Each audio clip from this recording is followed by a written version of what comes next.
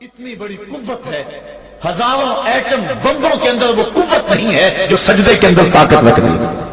آج دنیا سے ہم ڈر رہے ہیں اس لیے کہ ہمارے سجدے چھن گئے ہیں، ہمارے سجدوں کی آبرو چھن گئی ہے، ہمارے سجدوں میں وہ حرارت اور گرمی نہیں رہی، وہ رقت اور وہ نرمی نہیں رہی۔ بدر کا میدان ہے، 1000 کا لشکر جرار مقابلے میں ہے، اور وہ پورے لاؤ لشکر کے ساتھ ناز و تفاخر کے اندر مسلمانوں کو ملیا میٹ کر دینے کے جذبوں سے دانت پیس رہے ہیں کہ آج مسلمانوں کو کچا چبا دیں گے۔ مسلمانوں کے ساتھ پاس صرف 8 تلواریں اور ان کے بطن میں کھانے کے لیے کچھ نہیں۔ جس کھجور کو چوس کے روزہ رکھتے ہیں اسی کھجور کو چوس کے روزہ افطار کرتے ہیں۔ یہ حالت مسلمانوں کی، بدن پہ چتھڑے لگے ہوئے کپڑے ہیں، عجیب حالت ہے۔ پھر کون سا آسرا تھا جو مسلمانوں کے کام آیا؟ مصطفیٰ کریم نے مسجد عریش میں سجدے میں پیشانی جھکا دی۔ حضرت ابو بکر صدیق رضی اللہ تعالیٰ عنہ فرماتے ہیں میں حضور کے ساتھ تھا، ساری رات مصطفیٰ روتے رہے، آنکھوں میں آنسو ہیں۔ حضور کی چادر سر انور سے سرک کے حضور کے کندھوں پہ آ جاتی، پھر کندھوں سے پشت پہ آ جاتی۔ میں اٹھا کے حضور علیہ السلام کے سر پہ رکھتا اور کہتا حضور بس کرو۔ حضور بار بار روتے اور اللہ کی بارگاہ میں سجدے میں سر ڈال کر التجائیں کرتے۔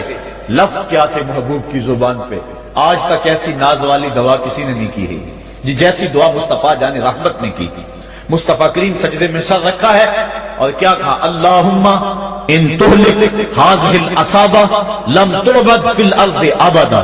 میرے مالک میں نہیں کہتا کہ ان لوگوں کو بچا لے، دیکھ میری زندگی کی کمائی یہی 313 ہے جو میں تیری چوکھٹ پہ لے کے حاضر ہو گیا ہوں۔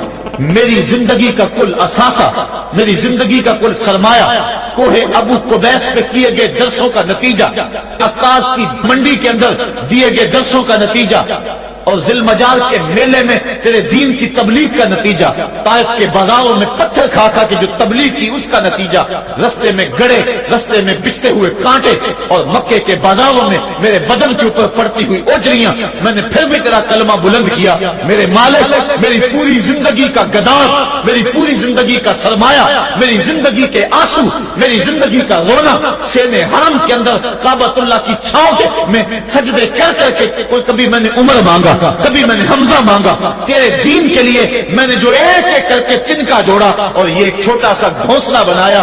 یہ گھونسلہ اب بجلیوں کی زد میں ہے، کفار کی بجلیاں اس گھونسلے کو جلا دینا چاہتی ہیں۔ میرے مالک میں یہ نہیں کہتا کہ میرا گھونسلہ اور میری یہ مٹھی بھر جماعت اور یہ چند میرے لوگ اور یہ میرا سرمایہ اور اثاثہ، میری پوری زندگی کی کمائی، میری جوانی کا سرمایہ جو میں نے تیرے سامنے لا کے رکھ دیا ہے، میں یہ نہیں کہتا ان کو بچا لے، لیکن میرے مالک اگر یہ نہ رہے تو قیامت تک پھر تجھے بھی خدا کوئی نہیں کہے گا۔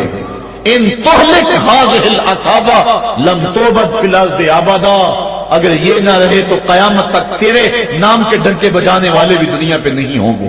یہ حضور نے اللہ کی بارگاہ میں دعا کی اور سجدے میں سر رکھا ہے۔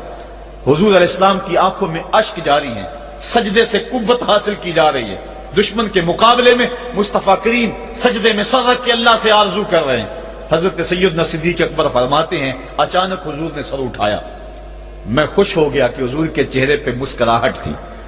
حضور مسکراتے ہوئے فرمایا ابشر یا ابا بکر ھذا جبریل آخذ بعنان فرشہ، ابو بکر بشارت ہو، وہ جبریل اللہ کی مدد لے کر آ گئے۔ تو یہ سجدے تھے جن سجدوں نے ظالم اور جابر قوتوں کا منہ توڑ کے رکھ دیا۔ سجدے سے وہ قوت ملتی ہے، سجدے سے وہ نور اور روشنی ملتی ہے کہ پورے زمانے میں اجالا کیا جا سکتا ہے۔ آج 56-57 اسلامی ملک دنیا کے سامنے رسوا ہو رہے ہیں اور دنیا کے سامنے سجدہ ریز ہیں، اس لیے کہ وہ ایک خدا کے سامنے سجدہ کرنا بھول گئے۔ ایک سجدہ جسے تو گراں سمجھتا ہے 1000 سجدے سے آدمی کو دیتا ہے نجات۔ آؤ اس کے حضور جھکو، اس کے حضور جھکنے والا کسی کے آگے نہیں جھکتا، سجدہ اس کو قوت دیتا ہے۔